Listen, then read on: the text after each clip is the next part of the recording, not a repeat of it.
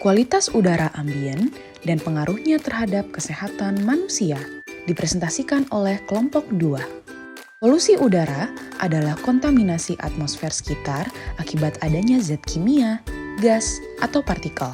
Bahan-bahan polutan ini dapat menyebabkan ketidaknyamanan, penyakit, merusak vegetasi seperti hewan dan tanaman pangan, atau jutaan kematian setiap tahunnya. Polutan juga menyebabkan penipisan lapisan ozon yang berkontribusi terhadap pemanasan global. Polusi udara juga berdampak negatif pada produktivitas tenaga kerja, jam kerja pekerja pertanian, dan kinerja kognitif siswa sekolah. Menurut WHO, tahun 1999, polusi udara merupakan zat yang dihasilkan oleh aktivitas manusia dengan konsentrasi cukup untuk menyebabkan pengaruh merugikan terhadap kesehatan, vegetasi, hasil panen pertanian, properti, atau mengganggu kenikmatan properti. Zat alami atau buatan yang mencemari lingkungan disebut polutan. Selanjutnya, mengenai klasifikasi dari polusi udara itu terbagi menjadi 2 kategori. Yang pertama polusi alami, yang kedua buatan manusia, dan juga polusi yang bergerak ataupun stasioner. Selain klasifikasi tadi, dia juga dapat diklasifikasikan berdasarkan asal, komposisi kimia, ukuran, dan juga bagaimana pelepasan dari dalam ataupun luar ruangan. Kita bahas lebih dahulu mengenai polutan alami, di mana definisinya itu adalah emisi langsung dari sumber alami. Contohnya seperti kebakaran hutan, letusan gunung berapi, badai debu, dan lain-lain. Selain itu, sapi dan juga hewan juga dapat mengeluarkan gas metana sebagai bagian dari proses pencernaan, serta contoh lainnya itu seperti pohon pinus, di mana pohon pinus itu melepaskan senyawa organik volatil. Selanjutnya ada polusi buatan manusia atau disebut dengan antropogenik, terbagi menjadi beberapa klasifikasi lagi. Ada sumber titik, sumber bergerak, dan juga sumber area. Untuk sumber titik itu berarti lokal atau stasioner dan juga berasal dari klasifikasi ataupun lokasi yang besar seperti kilang minyak, pembangkit listrik, pabrik kertas, dan lain-lain. Selanjutnya ada sumber bergerak, di mana sumber yang bergerak ini contohnya seperti truk, mobil, bus. Lalu ada sumber tidak bergerak seperti pembangkit listrik, kilang minyak, pabrik kimia, seperti itu. Lalu ada sumber area. Sumber area ini adalah sumber kecil polusi udara, di mana ketika digabungkan dia akan mewakili sumber polusi yang signifikan tempat pembuangan sampah contohnya. Lalu ada proses industri, stasiun bensin, dan juga pembakaran pertanian. Klasifikasi yang lain ini ada klasifikasi polutannya itu berdasarkan asal. Ada polutan primer dan juga sekunder. Untuk polutan primer ini dilepaskan langsung dari sumber yang dapat diidentifikasi ke atmosfer dan tetap dalam bentuk aslinya. Contohnya seperti karbon monoksida, hidrokarbon, timbal, partikel. Ada beberapa polutan udara yang telah diklasifikasikan dan memiliki dampak buruk pada kesehatan manusia, hewan, serta vegetasi. Efek berbahaya dari polutan ini sangat bergantung pada jumlah dan durasi paparan, jenis polutan, serta akumulasi polutan seiring waktu. Polutan-polutan ini dikenal sebagai polutan udara kriteria atau sering juga disebut dengan polutan dasar atau basic pollutant. Polutan tersebut meliputi oksida nitrogen, oksida sulfur, karbon monoksida, ozon, timbal, senyawa organik volatil, particulate matter. Yang pertama ada karbon monoksida, di mana karbon monoksida ini tidak berbau dan tidak berasa serta tidak berwarna. Senyawa ini dapat menjadi mematikan karena mengubah hemoglobin menjadi karboksihemoglobin sehingga dapat mengurangi suplai oksigen ke organ vital. Transportasi adalah kontributor utama emisi dari karbon monoksida, diikuti oleh industri, perumahan, dan konstruksi. Pembakaran bahan bakar fosil, limbah, dan batu bara adalah sumber utama emisi karbon monoksida. Selanjutnya ada nitrogen oxides, di mana senyawa ini berperan dalam pembentukan hujan asam dan beracun bagi manusia serta hewan. Bersama dengan gas lain seperti sulfur dioksida, senyawa ini membentuk asam nitrat di membran mukosa, paru-paru, dan kulit.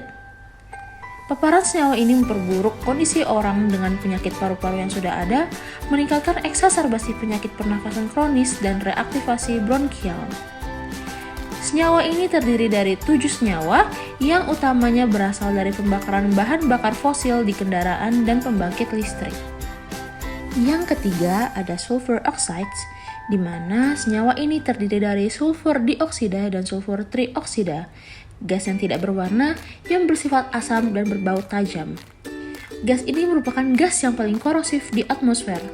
Dia dapat mengubah kimia atmosfer, mempengaruhi cuaca dan iklim. Paparan jangka pendeknya dapat menyebabkan penyakit pernapasan dan asma. Sedangkan paparan jangka panjang dapat menyebabkan kematian prematur dan gangguan pada sistem pernapasan serta penyakit jantung dan paru-paru. Senyawa ini dibebaskan dari sumber alami seperti gunung berapi dan secara antropogenik dari pembakaran bahan bakar fosil dan biomasa di industri besar. Yang selanjutnya ada ozon. Ozon ini terbentuk di atmosfer melalui reaksi kimia antara polutan yang dikeluarkan dari kendaraan, pabrik dan sumber industri lainnya, bahan bakar fosil, pembakaran, produk konsumen, penguapan cat, dan banyak sumber lainnya. Ozon ini sangat berbahaya karena ia kurang larut dalam air, sehingga saluran pernapasan atas tidak bisa membersihkan ozon dari udara. Sebagian besar, ozon mencapai saluran pernapasan bawah dan bereaksi dengan biomolekul di paru-paru, terutama dengan radikal bebas dan spesies oksidatif dalam cairan pelapis epitel, yang pada akhirnya dapat menyebabkan efek langsung pada sel epitel, sel kekebalan tubuh, dan reseptor saraf di dinding saluran udara. Ini terjadi bersamaan setelah paparan ozon jangka pendek. Yang kelima ada timbal.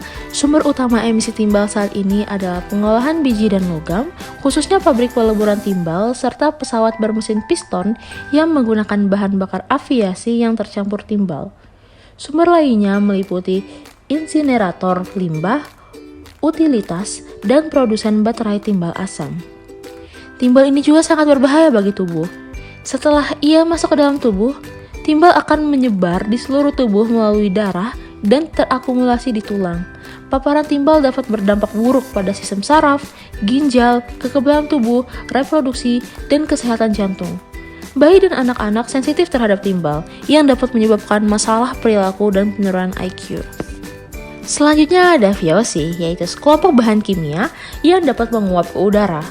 VOC terdapat dalam ribuan produk yang digunakan sehari-hari, termasuk cat, vernis, lilin, dan berbagai produk pembersih, penghilang lemak, dan kosmetik. VOC seperti propilen glikol, eter glikol, benzena, dan formaldehida dapat merusak saluran pernapasan dan membran mukosa. Senyawa mungkin yang kaya akan gugus amina bereaksi dengan VOC dan menghasilkan zat antigen yang memicu respon peradangan. Ini bisa menyebabkan iritasi mukosa, kulit kering, dan peradangan saluran udara. Yang terakhir ada particulate matter, di mana partikulat dapat berasal dari sumber alami seperti letusan gunung berapi, debu mineral, garam laut, dan kebakaran hutan, serta dari aktivitas antropogenik seperti pembakaran bahan bakar, emisi industri, pembakaran biomasa, debu jalan, dan kendaraan bermotor. Ini merupakan salah satu poluan atmosfer yang paling meluas. Hal ini karena merupakan campuran partikel padat dan cair yang sangat kecil di udara sekitar yang dihirup manusia. Partikulat dengan diameter kurang dari 10 mikrometer dapat mencapai paru-paru, sedangkan yang kurang dari 2,5 mikrometer dapat mencapai dinding kapiler bronkus dan mengganggu pertukaran gas. Polusi udara berdampak serius pada kesehatan manusia, termasuk penyakit kardiovaskular dan pernapasan, serta mempengaruhi produktivitas perilaku dan kesejahteraan mereka yang terpapar, termasuk produktivitas pekerja pertanian dan jam kerja. Asma adalah gangguan peradangan paru yang mempengaruhi semua usia dan meningkatkan mortalitas serta morbiditas. Penelitian menunjukkan bahwa paparan ozon, konsentrasi partikulat 2,5 mikron, serbuk sari, dan polutan udara selama kehamilan seperti sulfur dioksida, nitrogen dioksida, dan konsentrasi partikulat 10 mikron memperburuk kontrol asma pada anak-anak dan meningkatkan risiko asma pada bayi serta keparahan asma pada orang dewasa. Selanjutnya, WHO menyatakan bahwa polusi udara adalah karsinogen manusia yang dapat menyebabkan kanker paru-paru, nasofaring, kepala, dan leher. Polusi udara ambien adalah penyebab utama kematian akibat kanker dengan konsentrasi partikulat yang mencapai alveoli dan menyebabkan karsinogenesis. Studi menunjukkan 3,6% kasus kanker paru-paru disebabkan oleh konsentrasi partikulat 2,5 mikron dan kenaikan 10 mikrogram per meter kubik dalam konsentrasi partikulat 2,5 mikron, konsentrasi partikulat 10 mikron, dan sulfur dioksida meningkatkan mortalitas kanker paru-paru sekitar 6%. Selain itu, COPD termasuk asma bronkial, bronkitis kronis, dan emfisema paru adalah penyebab utama morbiditas dan mortalitas, peringkat ketiga penyebab kematian global pada tahun 2020. Penelitian di Sao Paulo menunjukkan paparan konsentrasi partikulat 10 mikron dan sulfur dioksida meningkatkan kunjungan UGD COPD, masing-masing sebesar 16% dan 19%. Polusi udara lalu lintas juga berpengaruh signifikan terhadap perkembangan COPD. Studi observasional dan epidemiologis menunjukkan bahwa menghirup polutan udara, terutama materi partikulat, menyebabkan penyakit kardiovaskular seperti gagal jantung, iskemia miokardial, stroke, aritmia, dan peningkatan mortalitas.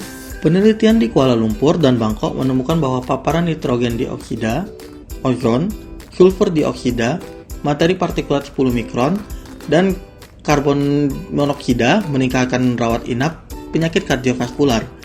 Biomarker penyakit kardiovaskular juga dipengaruhi oleh paparan polusi udara. Selanjutnya diabetes. Diabetes terbagi menjadi tipe 1 yang tergantung insulin dan muncul pada masa kanak-kanak, serta tipe 2 yang muncul pada dewasa.